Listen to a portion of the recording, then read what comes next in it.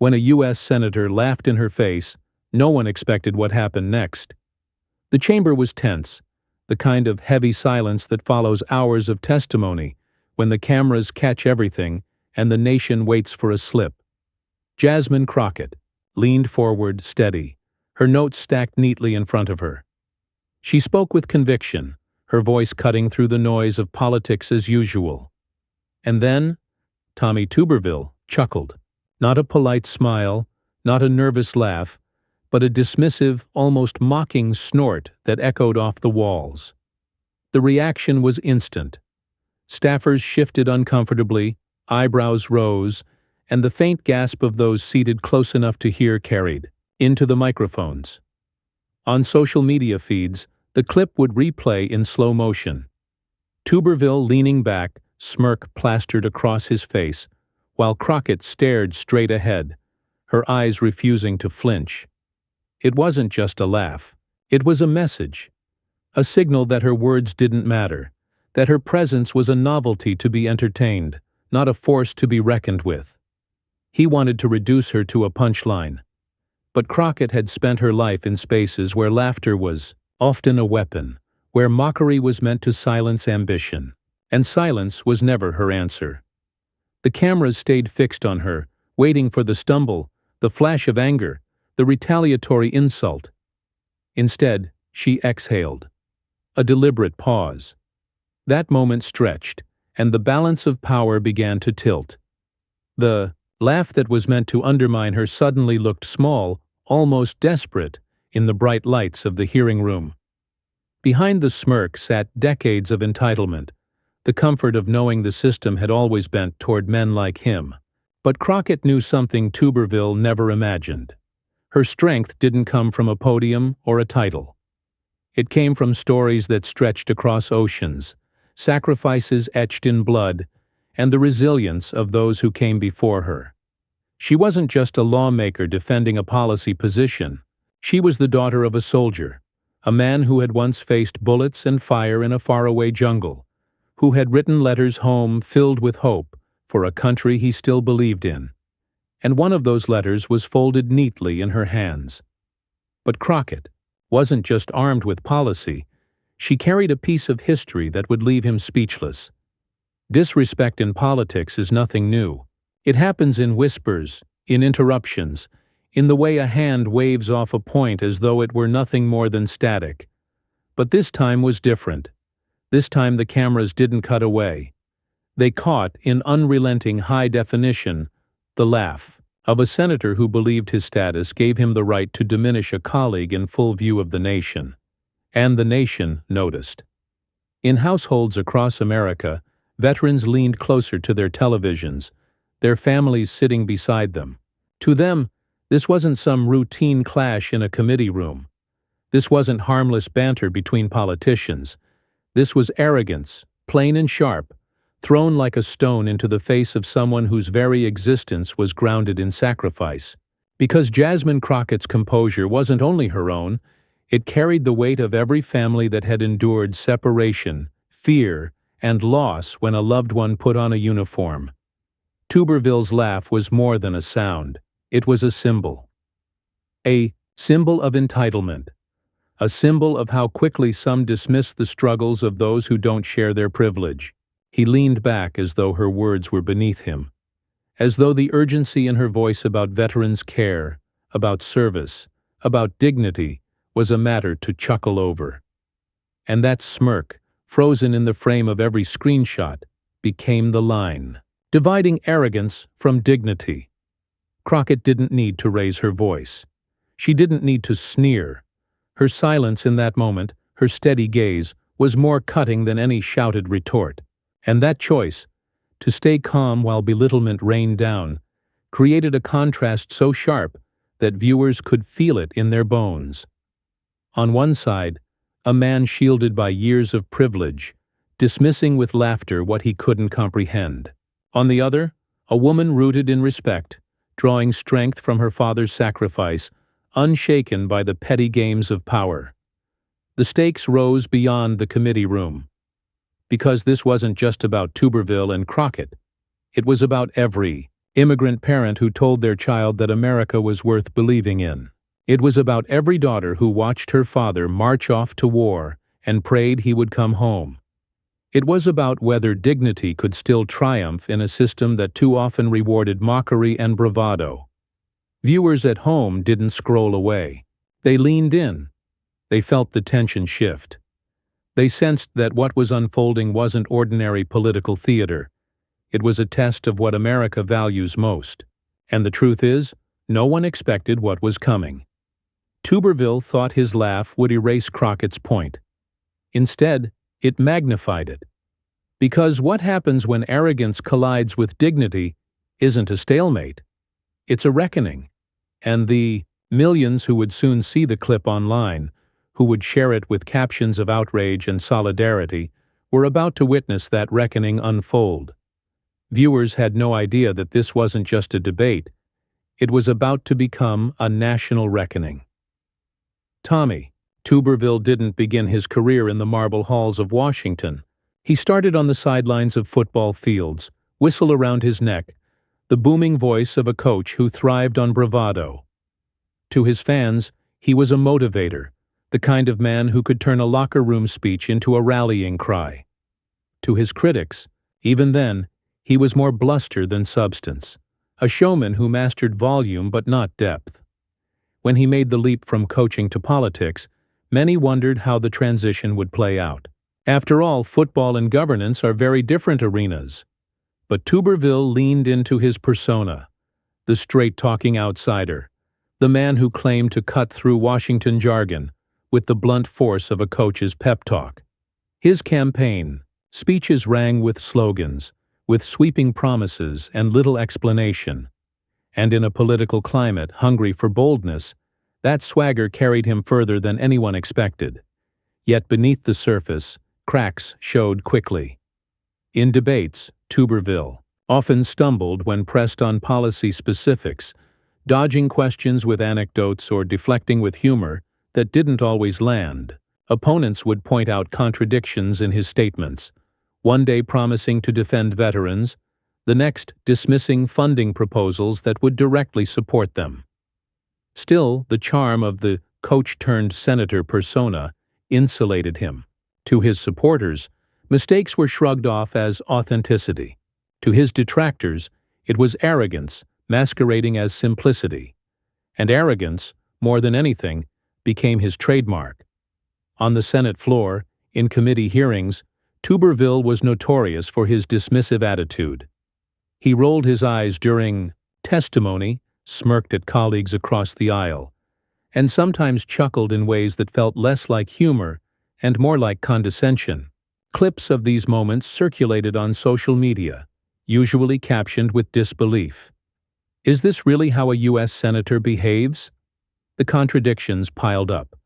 Tuberville loved to speak of patriotism, of standing with America's military, of protecting its values. But when asked about his own grasp of defense policy, he fumbled answers, mixing up basic facts or pivoting to slogans. He painted himself as a champion of ordinary Americans, yet his record often favored the entrenched interests he claimed to oppose. To critics, he was the embodiment of the hollow politician, loud in speech, shallow in vision, and dismissive when challenged. That laugh directed at Jasmine Crockett wasn't an isolated incident. It was a continuation of a pattern, a history of mocking what he didn't want to engage with, of reducing serious arguments to punchlines. In one hearing, he brushed off concerns about racial inequality with a chuckle. In another, he minimized questions about military readiness as if they were nothing more than sports banter. Time and again, he chose arrogance over empathy, swagger over sincerity, and yet his persona carried a certain danger. Because to many who admired his bravado, his carelessness looked like confidence. His mocking tone was reframed as toughness. His shallow answers were defended as plain talk. This was the paradox of Tuberville, a man elevated by his ability to sound sure of himself, even when he was sure of very little. That was the man who sat across from Jasmine Crockett. The man who leaned back in his chair, smirk tugging at the corners of his mouth, believing that his laugh could erase her words. He was a coach on the sidelines again, treating a serious moment like a locker room joke, assuming his bravado would carry the day. But politics is not a football game, and the hearing room was not his stadium. The arrogance that once seemed like strength now looked like weakness under the glare of cameras and the scrutiny of millions. Each dismissive gesture, each careless chuckle, chipped away at the credibility he had fought to build. And when that laugh rang out at Crockett's expense, it revealed not strength, but a deep insecurity. A man who resorted to mockery when he had no real answer. What Tuberville didn't know, what no one in the room fully grasped in that instant, was that Crockett was not there to trade barbs or play games. She wasn't armed with shallow slogans or half-baked quips. She carried something heavier, something no laugh could diminish. But while Tuberville leaned on bluster, Crockett carried something far more powerful. Jasmine Crockett didn't walk into politics by accident. Her path was carved long before she ever set foot in Washington, traced through the neighborhoods she grew up in, the courtrooms where she fought for justice, and the quiet, unseen sacrifices of her family. She was raised in a home that understood both struggle and pride, where hard work wasn't just a value but a survival skill. Her father, a Vietnam veteran, carried with him the weight of war, the lessons of discipline, and the belief that his daughter could stand taller than he ever had the chance to. As a young girl, Jasmine would sit with her father and listen to his stories, not the glorified versions often told in history books, but the gritty truths of nights spent in mud, the letters exchanged with loved ones that kept him tethered to hope, the sight of brothers in arms who never made it home. He rarely boasted about his service. Instead, he spoke of duty, of what it meant to give to a country even when that country did not always give back to him. For a black soldier in Vietnam, the promise of equality was not yet fulfilled, and yet he served with dignity, believing that his sacrifice could one day help build a fairer America. He wrote letters during that war, fragile lifelines that traveled thousands of miles, carrying his hopes and fears in ink smudged by rain or sweat. In those letters, he would write about Jasmine, though she was only a child then. He imagined her growing into a woman who would fight battles of her own, battles not with rifles and helmets, but with words and courage. He told her mother that if their daughter carried even a fraction of the resilience he saw in their family, she could one day stand against anyone, anywhere. Jasmine grew up knowing those letters existed, tucked away in boxes, carefully folded and preserved. They weren't just family artifacts. They were proof that her father's sacrifice had always been tied to her future. And as she pursued law, then public service, those words echoed in her mind. She faced the double weight of being both black and a woman in arenas that were rarely welcoming. In courtrooms, she was underestimated. In campaigns, she was dismissed as too bold, too young, too unwilling to bend. Each time she remembered her father's quiet resilience, the steady conviction of a man who endured the unendurable without ever surrendering his dignity. Her career became a testament to that inheritance. As a civil rights attorney, she fought cases that few others would touch, defending those whose voices were often silenced. She stood in courtrooms where the odds were stacked against her and refused to blink. In state politics, she challenged power structures that were comfortable, ignoring communities like hers. And when she finally arrived in Congress, she did so not as a polished insider, but as the daughter of a soldier who had taught her that true strength comes from standing firm when others expect you to break. Crockett carried herself with that kind of strength in every committee room. She didn't need theatrics to command attention. Her presence did the work. But behind her composure lay the quiet heartbeat of those letters, reminders of a man who had given his best years to a country that often gave him so little in return. His sacrifice was not abstract. It lived in the scars on his body, the silences in his eyes, and the faded envelopes that still smelled faintly of jungle rain. For Jasmine, Every moment in public service was an extension of his story. Every question she asked, every bill she supported, every defense she mounted for the voiceless was another page in the letter he had begun writing decades ago. She was not only his daughter, she was his legacy. So when Tommy Tuberville laughed, when he tried to shrink her into a caricature, he was not mocking only Jasmine Crockett. He was mocking the sacrifices of men like her father, who had endured the unthinkable in jungles halfway across the world so that his daughter could one day sit at that table and be heard. The chamber didn't know it yet. The viewers at home couldn't have imagined. But among the stack of papers before her, Jasmine had slipped one folded, yellowed page, a page that had traveled from a war zone to her family's home, kept safe for decades, and now carried into the halls of Congress. Was her father's voice preserved in ink, waiting for the moment when arrogance would need to be silenced by truth. And one of those letters would find its way into the halls of Congress. When Tuberville smirked, she reached for it. The laugh lingered, sharper than any insult he could have spoken. Tuberville leaned back in his chair, shoulders loose, the smirk of a man who believed he'd already won the exchange. His voice followed, dripping with condescension. "Congresswoman, you really think you're gonna lecture me on service? Please." The words landed like a slap, but Crockett did not flinch. She sat straighter, hands folded neatly, her eyes locked on him with the patience of someone who had endured worse than mockery. The room reacted in waves. A few aides shook their heads, scribbling notes as if to distract themselves from the tension. Journalists shifted forward, pens ready, sensing something unusual was building. The cameras zoomed in, catching every twitch of Tuberville's jaw, every steady breath Crockett drew.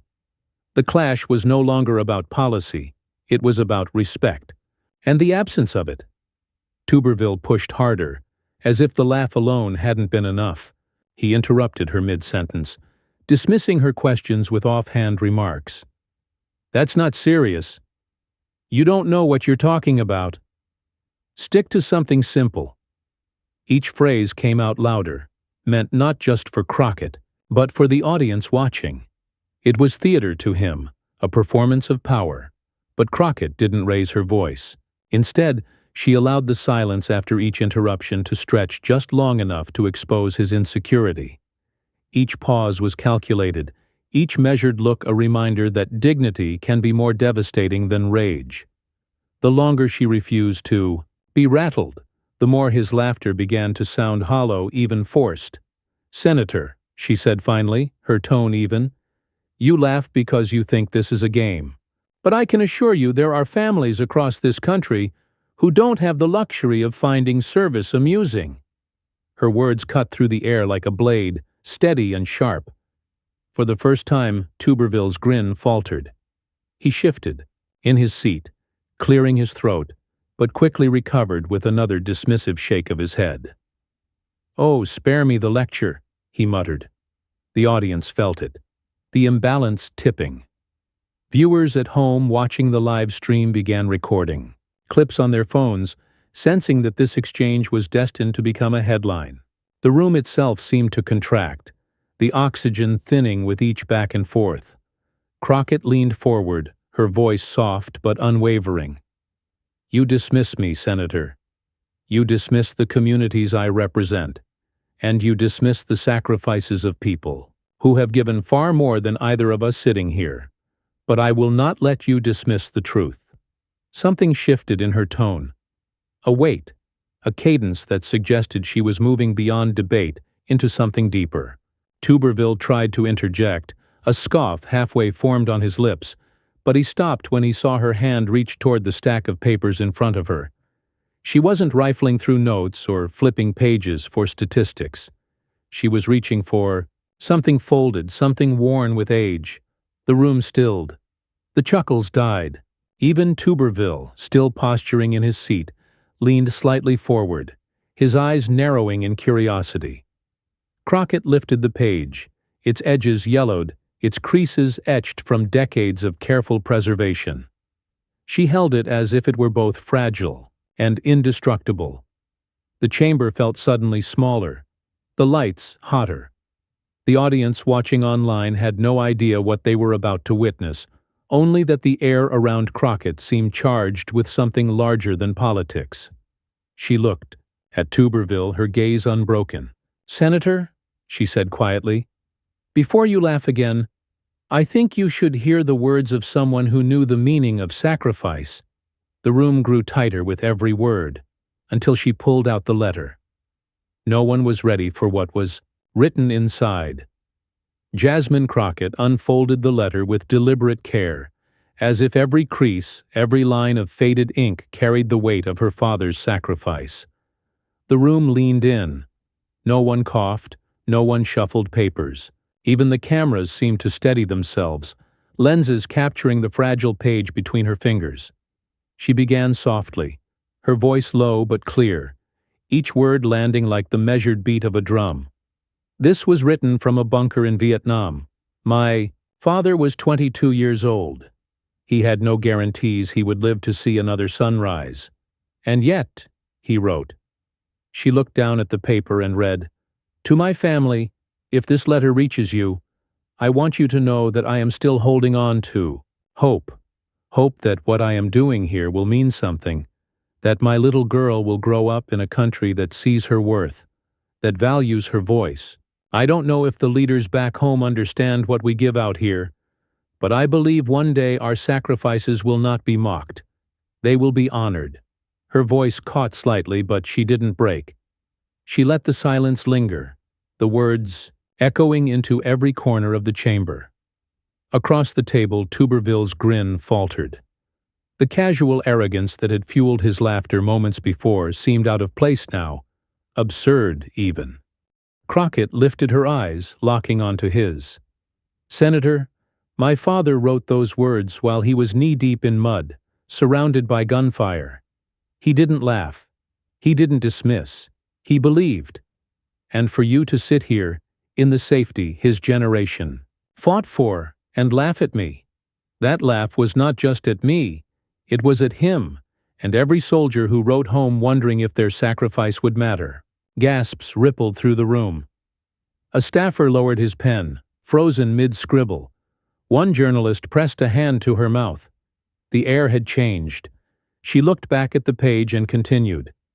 "Tell Jasmine she must never let anyone steal her dignity, that no matter how loud the world laughs, her worth is not theirs to decide. If I don't make it home, I want her to know that I carried her name like armor, that in the darkest nights, thinking of her gave me light." The chamber grew unbearably still. Every syllable seemed to reverberate through the microphones, through the screens of those watching across the country. Even viewers at home could feel it, the weight of a soldier's words, the way they cut deeper than any political zinger or soundbite ever could. Tuberville shifted in his seat, his smirk now gone, replaced by a nervous flicker in his eyes. He adjusted his tie, cleared his throat, but said nothing. The swagger that once defined him seemed to drain with every word Crockett spoke. She lowered the page slightly. "My father came home, Senator. He raised his family. He paid his taxes. He stood for the flag even when the country didn't always stand for him. And he told me, from the time I could understand, that dignity was worth more than applause, more than titles, more than power. He gave his country everything. And what he asked in return was simple: respect." A murmur of assent rippled through the room. Someone in the back clapped once before catching themselves, the sound swallowed by the tension. On social media, the clip would already be exploding. Hashtags about dignity, about veterans, about the silencing of arrogance by truth. Crockett raised the letter again for the final passage. "Jasmine, if you ever sit at a table where others try to laugh you into silence, remember me.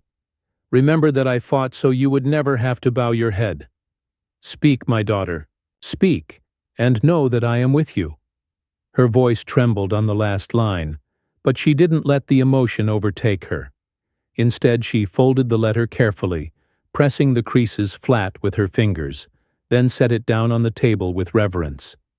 The silence that followed was deafening, the kind of silence that carries its own sound, heavy and unrelenting.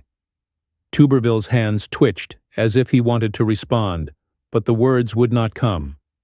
His face, once smug and dismissive, was now pale with discomfort. The cameras caught it all. The blink, the jaw tightening, the failed attempt to reassemble his mask of superiority, and then the room moved. A low wave of murmurs spread, building into scattered applause. Some staffers nodded vigorously, others clapped openly. A few veterans in the gallery rose to their feet, unable to contain their pride. What had begun as an exchange of political barbs had transformed into a moment of collective reckoning. Crockett didn't smile in triumph. She didn't raise her hands as if victorious. She simply leaned back, her composure intact, her dignity unshaken. She let the letter speak louder than any speech she could have delivered. For those watching at home, it was unforgettable. Clips of Tuberville's laugh played side by side with Crockett's reading. The contrast stark, almost cinematic. Commentators would call it a mic drop moment. The instant arrogance collapsed under the weight of sacrifice. But in that room, it was something deeper. A reminder that politics at its best isn't about winning arguments. It's about honoring truths that should never be mocked. The smirk was gone. The laughter silenced.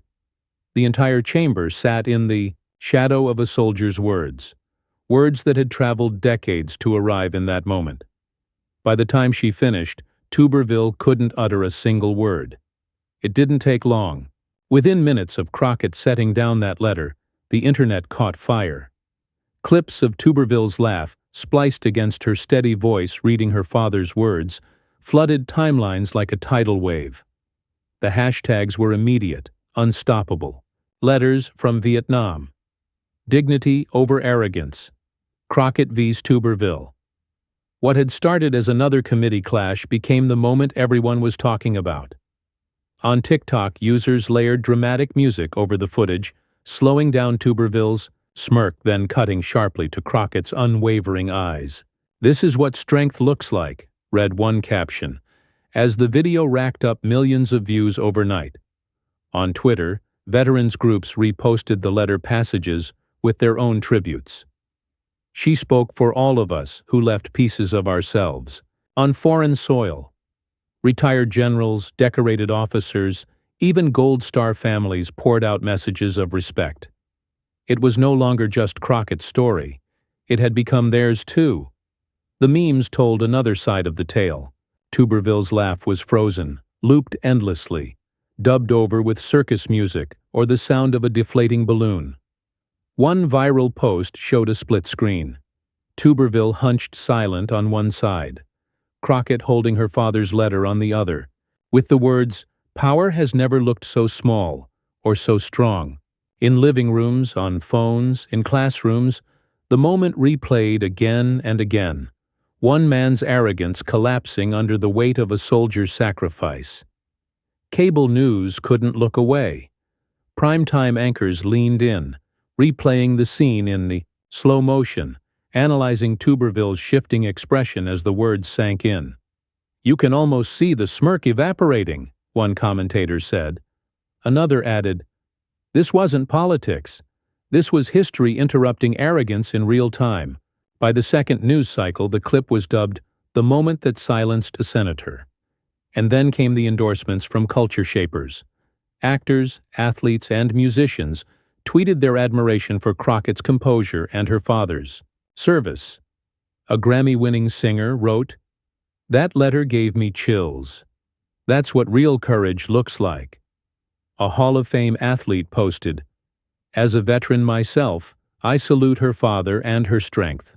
The reach stretched far beyond Washington, embedding itself in pop culture in a way few committee hearings ever do. Tuberville, meanwhile, was drowning. His silence in the room became his silence online. Every attempt at damage control seemed too little, too late. When his spokesperson finally issued a brief statement about respecting all veterans, it only fueled more ridicule. "Then why laugh at the daughter of one?" a viral reply shot back. amassing hundreds of thousands of likes. In the court of public opinion, his defense was non-existent. But Crockett wasn't just trending, she was transforming into a symbol. For immigrant families who had lost loved ones in war, she embodied dignity carried forward. For young women, of color watching from their couches, she was proof that composure could triumph over condescension. For veterans, she was the daughter who honored what so many feared might be forgotten. This wasn't just headlines, it was a reckoning, a confrontation between a brand of politics built on bluster and another built on remembrance, sacrifice, and truth. And for once, it was clear which one held the real weight. But beyond the headlines, there was a deeper lesson unfolding. In the end, the clash between Jasmine Crockett and Tommy Tuberville wasn't remembered for its laughter. It was remembered for its silence. The silence that fell when dignity overwhelmed arrogance, when sacrifice drowned out mockery, when the weight of service crushed the hollow sound of entitlement. Crockett's composure became more than a personal triumph. It was a reminder that true strength doesn't come from belittling others or flexing privilege. It comes from honoring those who carried burdens heavier than themselves. Her father's words, etched decades earlier in a Vietnam battlefield, became a living testimony to American resilience. He had written about duty, about fear, about hope that his daughter might grow up in a country that valued her voice. And in that chamber, with cameras rolling, his hope was fulfilled.